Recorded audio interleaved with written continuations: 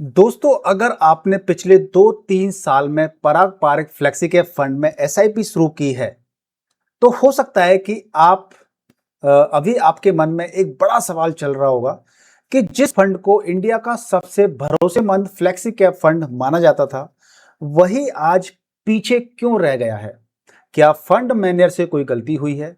क्या 1 लाख करोड़ से ज्यादा वाला एयूएम अब इस फंड की कमजोरी बन चुका है? क्या सेबी की इंटरनेशनल इन्वेस्टमेंट रेस्ट्रिक्शंस के कारण इस फंड का गेम खराब हो गया है या खराब कर दिया गया है? या फिर यह सिर्फ एक टेम्परेरी स्लो डाउन है और आने वाले सालों में फिर से बड़ा कमबैक देखने को मिल सकता है? आज की वीडियो में हम किसी फैन बॉय की तरह नहीं बल्कि एक इन्वेस्टर की तरह इस फंड का एक्सरे करेंगे और वीडियो के अंत में हम आपको बताऊंगा कि अगर आपके पास पहले से ये फंड है तो होल्ड करना चाहिए, एसआईपी बढ़ानी चाहिए या फिर एग्जिट करने का समय आ गया है। तो वीडियो को अंत तक जरूर देखिएगा क्योंकि आज आपको मिलने वाली है जानकारी शायद आपको पहले कभी किसी ने आपको कई सालों की जो वेल्थ क्रिएशन जर्नी होती है उसको प्रभावित भी कर सकती है।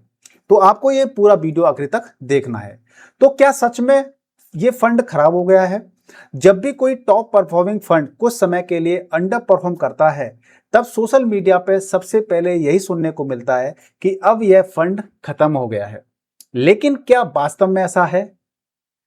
पहले फैक्ट की बात कर लेते हैं और फैक्ट के जरिए समझने का प्रयास करेंगे कि क्या वाकई में यह फंड खराब हो गया है। पराग पारिक फ्लेक्सी कैप फंड ने पिछले 10 सालों में लगभग 17 से 18% की सीएजीआर का रिटर्न दिया है। यानी कि अगर किसी इन्वेस्टर ने 10 साल पहले 1 लाख रुपए लगाए होते तो आज उसकी वैल्यू कई गुना बढ़ चुकी होती। यही कारण है कि यह फंड लंबे समय तक फ्लेक्सी कैप कैटेगरी के टॉप फंड्स में गिना जाता रहा है। लेकिन कहानी बदलनी शुरू हुई पिछले 1.5 से 2 साल में।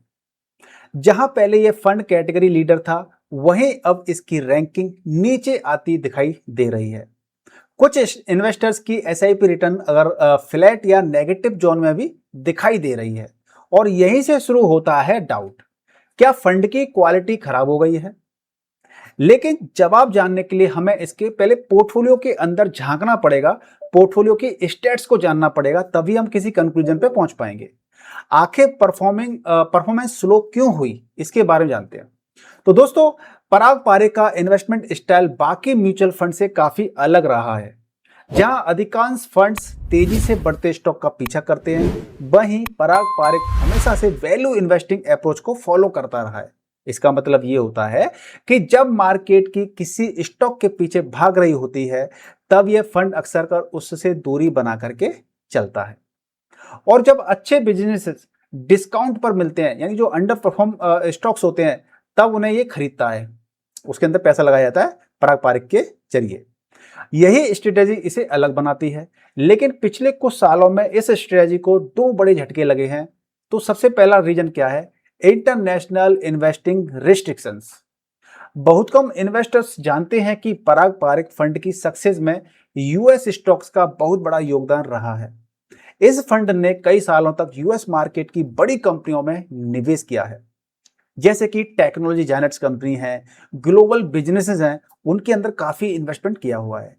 एक समय ऐसा था जब फंड का इंटरनेशनल एक्सपोजर 25% से 30% तक हुआ करता था, लेकिन सेबी रेस्ट्रिक्शंस के कारण नए इंटरनेशनल इन्वेस्टमेंट करना आसान नहीं रहा है। नतीजा क्या हुआ? नतीजा यह हुआ कि फंड का इंटरनेशनल एक्सपोजर 30% रहता था, अब धीरे धीरे घट करके 10% के आसपास पहुंच गया है। और अब फंड को मजबूरी में ज्यादा पैसा इंडियन मार्केट में डिप्लॉय करना पड़ रहा है। यानी कि जिस स्ट्रेटजी ने इस फंड को सुपरस्टार बनाया था, उसमें बदलाव करना पड़ रहा है। और यह स्ट्रेटजी बदलने का इम्पैक्ट ही परफॉर्मेंस पर दिखना बिल्कुल स्वाभाविक है। अब इसके रीजन नंबर 2 की बात कर लेते हैं।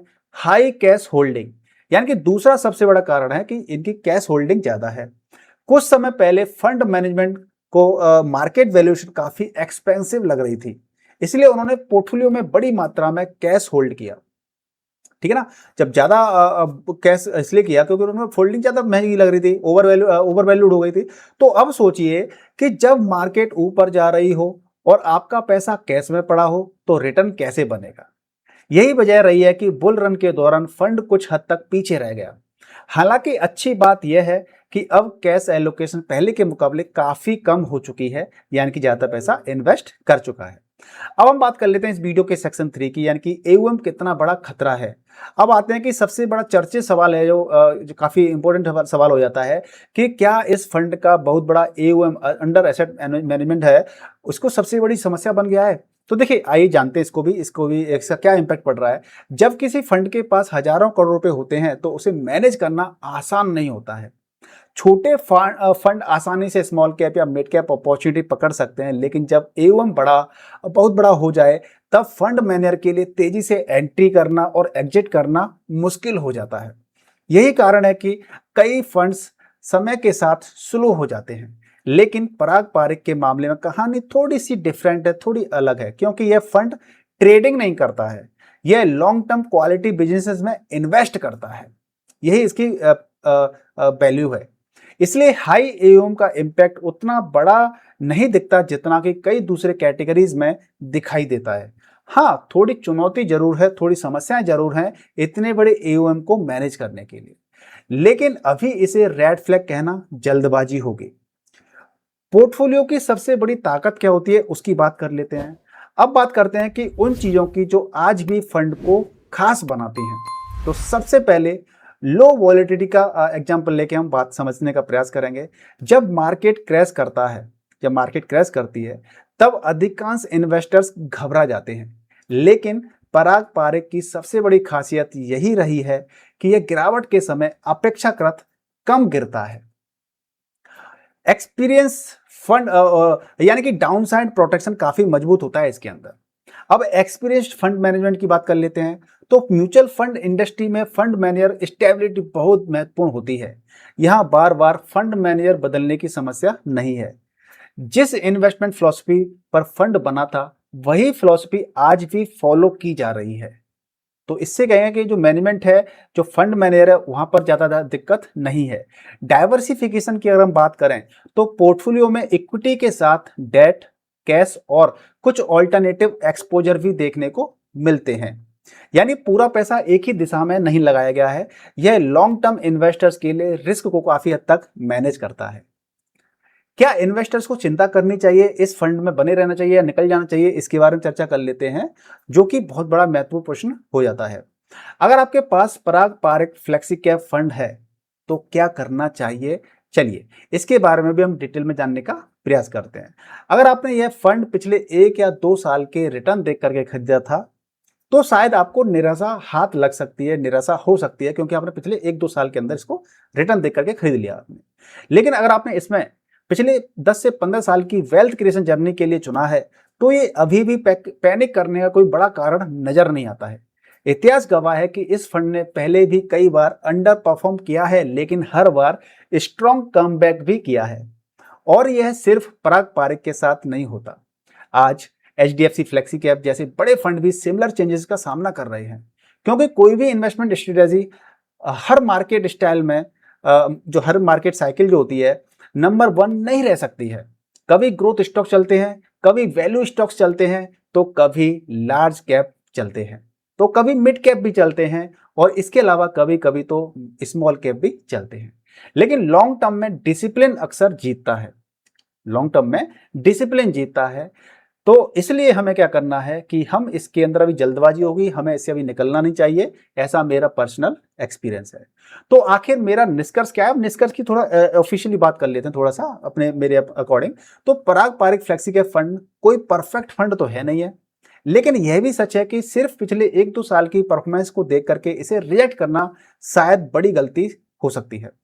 फंड की स्ट्रेटेजी बदली नहीं है, मैनेजमेंट स्टेबल है, पोर्टफोलियो क्वालिटी भी मजबूत है, यानी कि जो पोर्टफोलियो जो क्वालिटी होती है वो भी मजबूत है, और वैल्यूएशन भी काफी रीजनेबल दिखाई दे रही है। हाँ, शॉर्ट टर्म में परफॉर्मेंस प्रेशर जरूर है। शॉर्ट टर्म में जो परफॉर्मेंस का प्रेशर होता है वो हमेशा रहता है, हर फंड के साथ रहता है शॉर्ट टर्म में। लेकिन लॉन्ग टर्म इन्वेस्टर के लिए अभी भी फ्लेक्सी कैप कैटेगरी के मजबूत जो खिलाड़ी हैं उनमें से अभी भी एक बना हुआ है। अब मैं आपसे जानना चाहता हूं, क्या आप अभी भी पराग पारिक फ्लेक्सी कैप फंड में एसआईपी कर रहे हैं, या आपने इस फंड को स्विच कर दिया है ऑलरेडी? अपनी राय कमेंट सेक्शन में जरूर बताइएगा। ये हमारे लिए और आप सभी जो व्यूअर्स होते हैं वो कमेंट रीड करते हैं उनके लिए काफ़ी ज़्यादा महत्वपूर्ण साबित हो सकता है। अगर वीडियो पसंद आया तो वीडियो को लाइक करें, शेयर करें और चैनल पर नए हैं तो चैनल को सब्सक्राइब करना बिल्कुल मत भूलिएगा। मिलते हैं अगली वीडियो में एक और दमदार म्यूचुअल फंड एनालिसिस के साथ। तब तक के लिए thank you for watching and जय हिंद।